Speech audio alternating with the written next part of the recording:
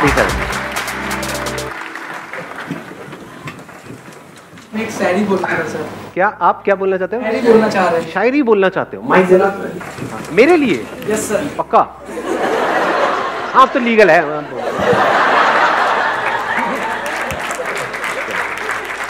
Sir ये मेरे लिए बहुत स्पेशल दिन है कि मैं आपके सामने खड़ा हूँ, लेकिन मैं आपके लिए शायरी डेडिकेट करता हूँ। वो याद नहीं करते हम भुला नहीं सकते, वो हंस नहीं सकते हम रुला नहीं सकते, हमारे संदीप सर इतने महान हैं कि वो हम बता नहीं सकते और आप जता नहीं सकते। क्या बात है।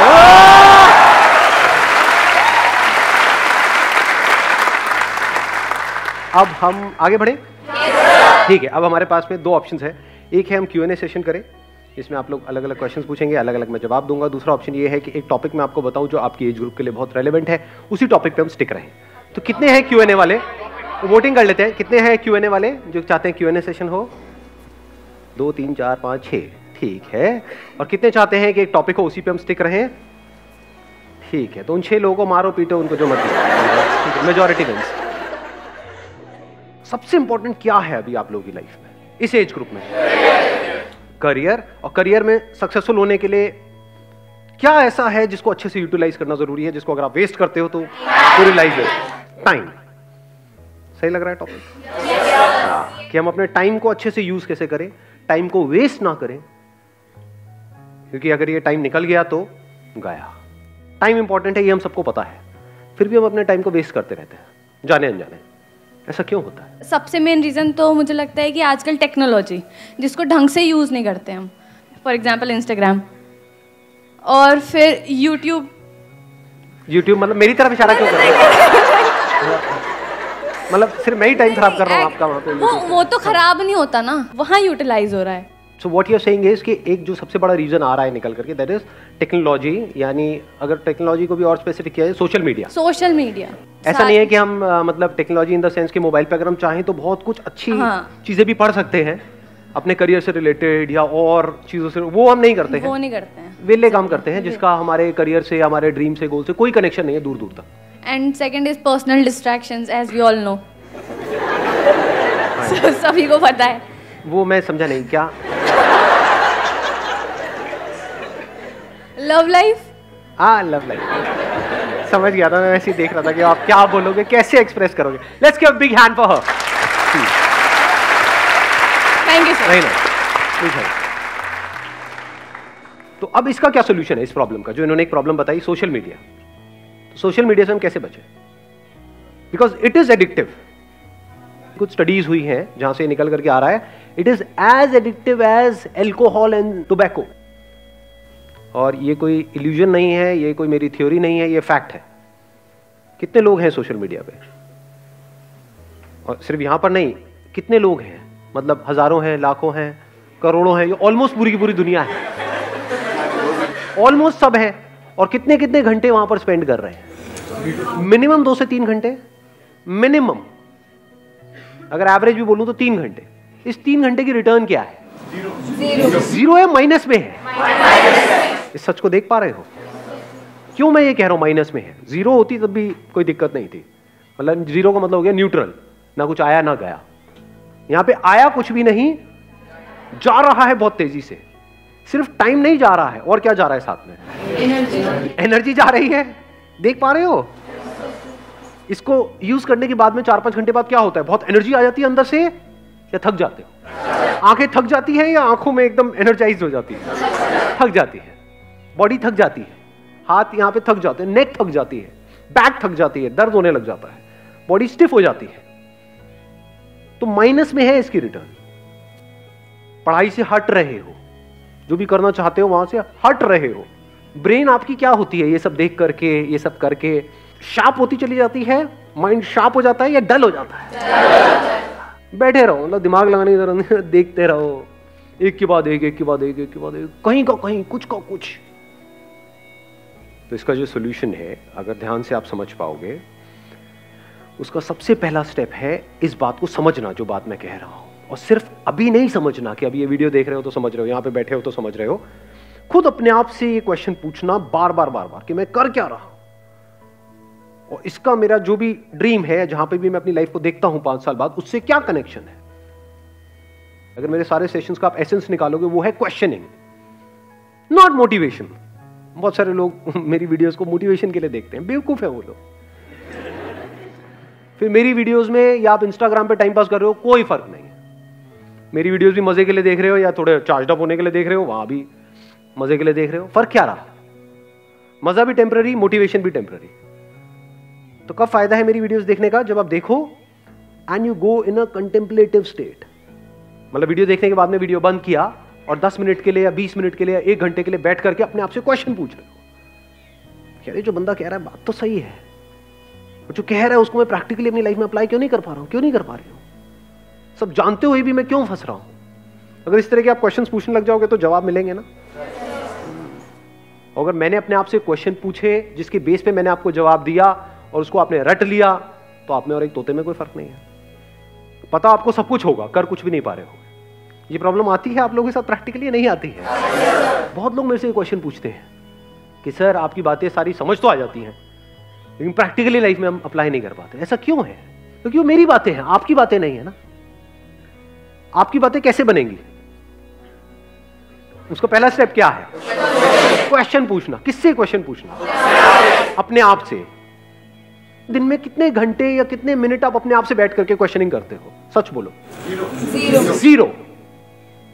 ये प्रॉब्लम की सारी जड़ है। क्वेश्चनिंग ही तो फर्क है आप में और एक जानवर में, एक गली के कुत्ते में और आप में फर्क क्या है? कभी सोचा है अपने आप से बैठ? थोड़ा कड़वा तो नहीं लग रहा? मैं कई बार बोलता तो हूं इतना स्ट्रांगली, मेरे को खुद को अजीब लग रहा होता है, लेकिन कई बार ये चीजें जरूरी होती है। सो अगर हम मिल करके क्वेश्चनिंग करें और सिर्फ यहां पर ना करें, इसके बाद भी करें, इसके बाद भी आप ये क्वेश्चनिंग करो, तब आपकी लाइफ का कंट्रोल आपके हाथ में आने लग जाएगा। ये बातें जो अभी हम कर रहे हैं ये थोड़ी देर तक याद रहेगी, उसके बाद में सब भूल भाल जाओगे। ये प्रैक्टिकल बात है। जैसे ही वापस से अपनी उस हैबिट में जाओगे, जो हैबिट आपको पड़ी हुई है पिछले कुछ सालों से, तो सारी बातें भूल जाओगे, उसकी तरफ खींचे चले जाओगे, और फिर वो आपको ओवर पावर कर लेगा, आपकी ब्रेन को, और आपकी ब्रेन आपकी बॉडी को कंट्रोल करेगी। आप चाह करके भी अपने आप को रोक नहीं पाओगे। ये होने वाला है। ये सेशन खत्म होते ही यही होगा। देख लेना, अभी वापसी में आप लोग, बहुत सारे लोग तो साथ में जा रहे होंगे, मेट्रो में बैठे होंगे, लगे होंगे सब कुछ वही हो रहा होगा जो हो रहा था, जो आप कर रहे थे यहां पर आते वक्त, वही जाते वक्त हो रहा होगा। रियल प्रॉब्लम प्रोक्रेस्टिनेशन है। क्या रियल प्रॉब्लम प्रोक्रेस्टिनेशन है, या रियल प्रॉब्लम ये है कि एक सेंस ऑफ अर्जेंसी हमारे अंदर नहीं है? Do you have that sense of urgency कि यार मेरा टाइम निकल रहा है, मुझे कुछ करना है? अंदर से ये आग लगी हुई है। सच बोलो अपने आप से। Do you have that fire? अगर होगी तो फिर तो ये सोशल मीडिया पे हावी हो ही नहीं सकता ना। ये आपको ओवर पावर नहीं, कुछ भी आपको ओवर पावर नहीं कर सकता। डिस्ट्रैक्शन जीरो हो जाते हैं। मैं क्या करता हूं प्रैक्टिकली, मेरा फोन है किसी के पास में? मेरा किसके पास में दिखाना है? सबसे महंगा फोन है वर्ल्ड का, उससे ऊपर कोई है ही नहीं। ये मेरा प्यारा सा फोन है। अरे उल्टा था।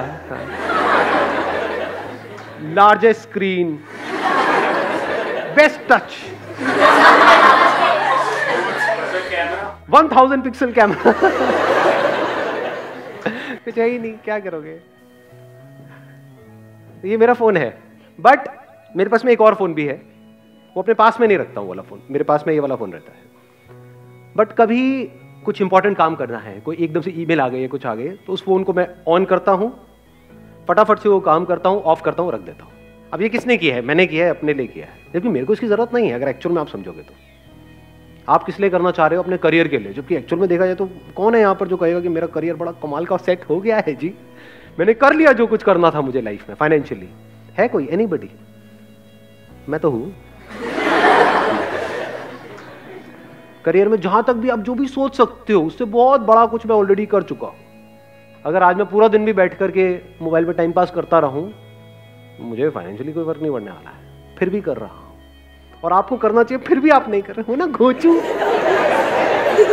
इसे होते हैं प्योर घोचू, तो कोई इंप्योरिटी है ही नहीं। समझे? करना किसको चाहिए, कर कौन रहा है? मतलब मुझे एक्चुअल में इसकी जरूरत नहीं है, फिर भी मैं कर रहा हूं। क्यों?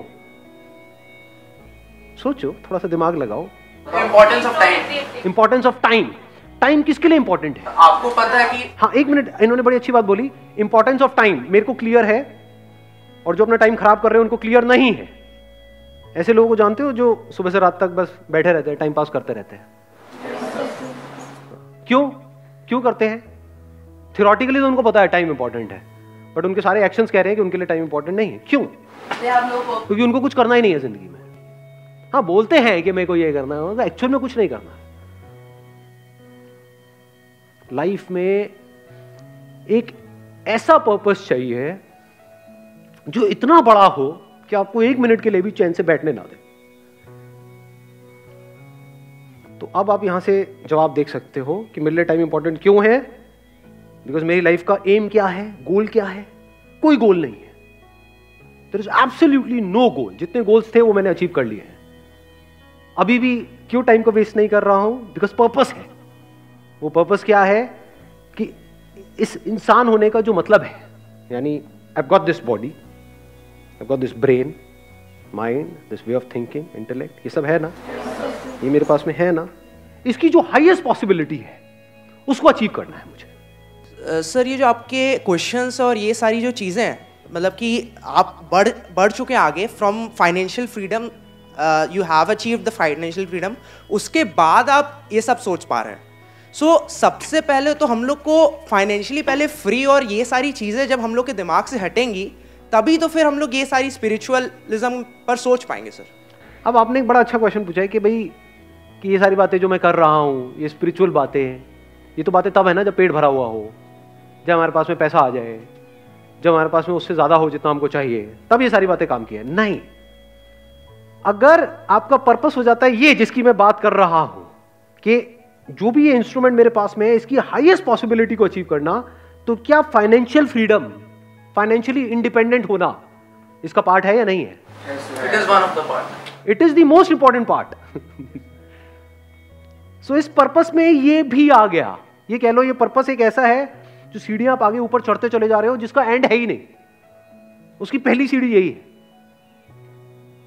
If you are not financially free, if you are working for money, तब तो पूरे दिन सुबह से रात तक you are just working for money. तो पूरी जिंदगी क्या किया? पैसे के लिए काम किया, पैसे के लिए जिए, पैसे के लिए मरे। तो अपने पे तो काम कभी किया ही नहीं। तो इसको अलग मत करो, यही हमारी सबकी प्रॉब्लम है। अभी हुआ क्या है, जिस तरह का हमारा एजुकेशन सिस्टम है, हमने इन दो चीजों को अलग अलग कर दिया है। यानी spirituality is nothing but understanding of life, understanding of how your brain works, how your body works. It is not the last step. यही प्रॉब्लम हुई है। अभी आप लोग क्या सोचते हो कि अभी हमारी एज है 18-19 साल, अभी क्या जरूरत है कि पैर कब्र में लटके पड़े होंगे, 70 साल के हुए पड़े हैं, सुनाई दे नहीं रहा है, तब आगे कुछ चल रहा। हाँ, क्या बोल रहे हो? अरे क्या खत्म हो गया क्या? देखा ऐसे लोगों को बैठे हुए, समझ आ रहा है उनको कुछ ना जी? तो understanding of life, understanding of your self, understanding of your body, your mind, your intellect, understanding of how things work, हर चीज को बारीकी से समझ लेना कि अगर मैं ये काम कर रहा हूं तो इसकी वजह से क्या होने वाला है अगले 5 साल बाद। जो मैं बनने की सोच रहा हूं, वो जो लोग बन चुके हैं, क्या उनकी लाइफ बहुत कमाल की है? उनकी जिंदगी अगर झंड है तो मैं ये काम क्यों कर रहा हूं? मैं अपने 5 साल क्यों खराब करने वाला हूं? वहां पे दिमाग लगाना इंपॉर्टेंट है कि मैं एक्चुअल में फाइनेंशियली फ्री कैसे हूं। फाइनेंशियल फ्रीडम का मतलब क्या है कि आने वाले 10 साल बाद मैं फाइनेंशियली फ्री हो जाऊंगा या हो जाऊंगी। उसके बाद जिंदगी में कभी भी मैं पैसे के लिए काम नहीं करूंगा। ये हमारा गोल होता है, या होता है कि बस किसी तरीके से मेरे पास में इतना पैसा आ जाए कि वहां से ये हो जाए। उसके आगे हम सोचते ही नहीं है, बहुत छोटा सोचते हैं। बहुत छोटा सोचते हैं। मतलब उसमें एनर्जी कहां है, उसमें जान कहां है, उसमें पावर कहां है? तो जब गोल बनाना ही है इस एज में, तो ढंग का बनाओ ना। ढंग का गोल का मतलब क्या है ढंग का गोल? मैं कुछ ऐसा कर रहा हूँ 10 साल बाद जो कोई करने की सपने में भी नहीं सोच सकता है। एनर्जी आई गोल से या नहीं है? मजा आ रहा है गोल सुनने में? नहीं आ रहा है। तो जब ऐसे हम गोल सेट करते हैं तो एक तो नंबर 1 एनर्जी आ जाती है, और नंबर 2 अब आप टाइम वेस्ट कर ही नहीं सकते क्योंकि आपका गोल औरों के गोल से बहुत बड़ा है। गोल छोटा मोटा हो तो you can afford to waste time, you can afford to kill your time. अगर गोल बड़ा हो तो नॉट पॉसिबल जी, टाइम ही नहीं है। अब तो दिन में 1-1 मिनट इंपॉर्टेंट है। सर जो जॉब कर रहा है वो फाइनेंशियली फ्री कैसे होगा? क्यों नहीं हो सकता? अब ये भी एक बहुत बड़ा मिथ है कि जो जॉब कर रहा है वो फाइनेंशियली फ्री कैसे होगा। सुंदर पिचाई का नाम सुना है आपने? कितना कमाते हैं वो? 350 करोड़। 350 करोड़ पर मंथ या पर ईयर? जो भी है, कम नहीं है। 350 करोड़ कम होता है क्या? बहुत ज्यादा होता है। तो जॉब और बिजनेस बीच में कहां से आ गया? फाइनेंशियल फ्रीडम का मतलब अच्छे से समझ लो, मतलब आपको पैसे के बारे में ना सोचना पड़े। आप ये चीजें उनको बताओगे कि मेरा गोल ये है कि मैं बस पैसे वैसे नहीं कमाना चाहता, एक टाइम पे फ्री होना चाहता हूँ। मतलब हम उनको बोले कि हमारे लिए पैसा इतना मैटर नहीं करता। क्यों नहीं करता? पैसा तो मैटर करता है। अरे यार ऐसे मत करो ना आप लोग, मतलब कैसे समझाऊं मैं आप लोगों को, मुझे समझ नहीं आता है। अरे पैसा बहुत मैटर करता है। फाइनेंशियल फ्रीडम का मतलब क्या है? कि आपके पास में बहुत पैसा है, तभी तो आप पैसे से फ्री हुए। आप एक काम कर रहे हो जहां पे आप महीने का 20,000 रुपए कमा रहे हो और आपके घर का रेंट है 25,000 रुपए, तो फाइनेंशियल फ्रीडम टट्टू।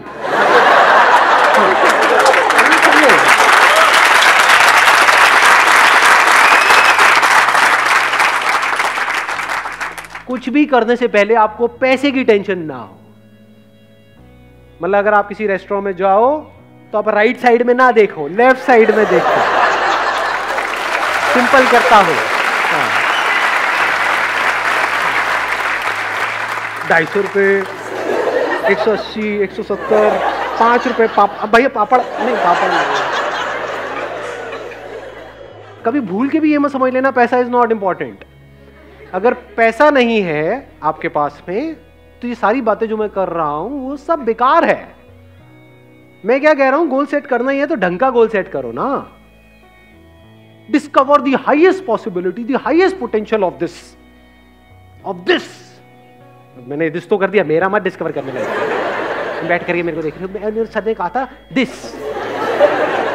सर आप कितने अच्छे हो, आप कितना अच्छा बोलते हो, सर आई लव यू, ये वो ऐसे फुद्दू काम नहीं करते। दिस मतलब this to achieve the highest possibility of this. ये पर्पस कभी भी अचीव नहीं होने वाला है, लेकिन मजा बड़ा आने वाला है। लास्ट मोमेंट भी जब होगा ना, मतलब ऐसा अंदर से पर्सनालिटी ऐसी बनती चली जाती है कि अगर एक्चुअल में आपको पता है कि हाँ मौत सामने खड़ी है और अब कुछ नहीं हो सकता है। एक बिल्डिंग में हो, पता है भूचाल आ रहा है, अब जब तक बाहर जाएंगे तब तक तो कांड ही हो जाएगा। बैठ करके देख रहे हो सब कुछ हिल रहा है, मरने वाले हैं, मरो, उसको भी देख रहे हो। So that is part of this purpose. Not just life, even death is the part of this purpose to discover the highest possibility of it. ज़्यादा हो गया थोड़ा सा, कभी कभी होना चाहिए। Wish you all the very best. Thank you so much for coming.